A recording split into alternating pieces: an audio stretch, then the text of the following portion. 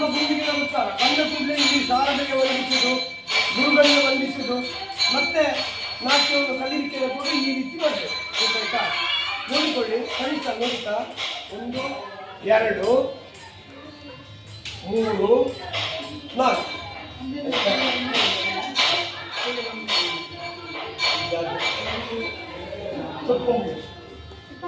ಸರಿ. ನೋಡಿಕೊಳ್ಳಿ, 1 ಕೊಡಿ ಹೇಳಿ ಗಟ್ಟಿ ಹೇಳಿ. 1 2 3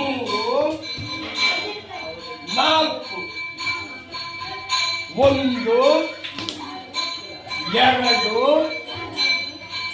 3 4 ಇದು ಗಾತ ಬಿಟ್ಟು 1, ಇದು ಹುಸಿ ಬಿಟ್ಟು 2, ಇದು ಗಾತ ಬಿಟ್ಟು 3 4